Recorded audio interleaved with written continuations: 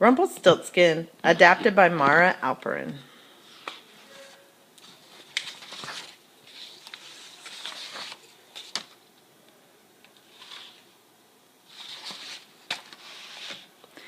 There was once a foolish miller whose pride and joy was his beautiful daughter Isabel. She was sweet and gentle and adored by all. The miller was so proud of Isabel that he boasted about her day after day to anyone who would listen. Tulips start to bloom when my daughter sings, bragged the miller. When Isabel catches raindrops, they turn into butterflies. My daughter can even spin straw into gold. Soon word reached the king, who rode to the village to hear the miller's amazing tales. Gold from straw? The king cried greedily. How clever! I command you to spin for me tonight. Wait! There's been a terrible mistake! Shouted Isabel. But it was too late, and she was carried off to the castle. There in the highest tower was a small wooden spinning wheel and a mountain of straw. Spin me my gold, ordered the king, or I shall throw you into the royal dungeons. Poor Isabel tried everything she could think of. She pedaled the wheel, and she twisted the straw. She pushed and she pulled, but nothing worked, and as the stars began to twinkle, Isabel started to cry. If only there were someone who could help me, she wept. Suddenly, there was a dazzling flash of light, and poof, a strange little man appeared.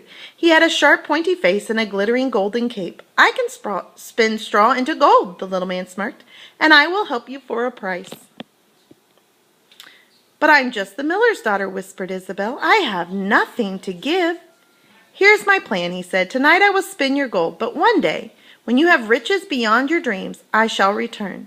You must promise me my pick of treasure then. Yes, anything, Isabel agreed gratefully. So the little man sat down at the wheel. Whir, whir, around it spun, making coins and crowns and trinkets and trophies until the room glittered with gold.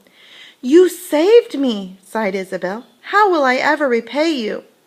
Just don't forget your promise, laughed the little man, and with that he vanished.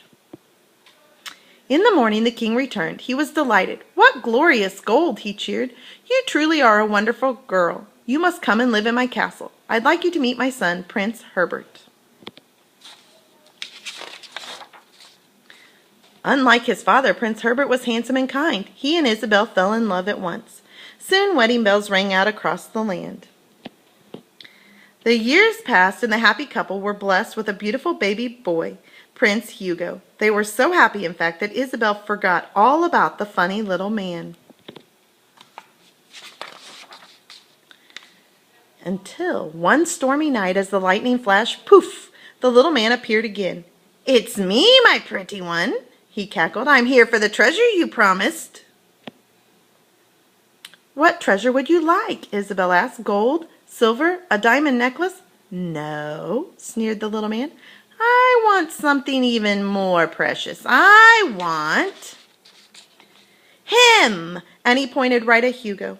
No, cried Isabel in horror. You can't take my darling baby. Very well, the little man purred. Then how about a game? If you can guess my name before 3 nights have passed, you can keep your baby. And chuckling, the little man leaped into the air and vanished. Don't worry, my love, called Herbert, rushing over. That horrid man will never take dear, sweet Hugo.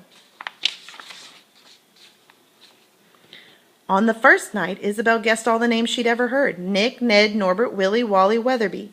No, no, no, giggled the little man. That's not my name. The second night, Isabel and Herbert were up until dawn, thinking up new names. Is it Bumble Knuckle, Grubble Grunt, Wiggle Boo? No, no, no, cheered the little man. Not even close. Isabel was desperate. I can't think of any more names, she cried. Then we must find out this little man's secret, said Herbert. I have a plan.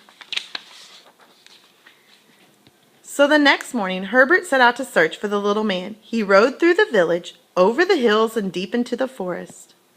But the little man was nowhere to be found. Then, as the sun was setting in the woods, he saw the flash of a golden cape. Herbert hid behind a tree and watched as the little man danced around a fire singing. The queen will never win this game. Rumplestiltskin is my name. That's it, Herbert whispered, and he rushed back to tell Isabel. That night, the little man appeared one final time. This is your last chance, my pretty one. Let me think, said Isabel. She frowned and scratched her head. Could it be Rumplestiltskin? Doom and darkness, how did you guess? Shrieked Rumplestiltskin, and he howled and he growled and he stomped and he stamped so hard that he crashed right through the floor and fell down, down, down, deep into the royal dungeons below. Rumplestiltskin was never seen in the kingdom ever again. Hugo grew up to be gentle and kind and adored by all, just like his mother. And so they all lived happily ever after. The end.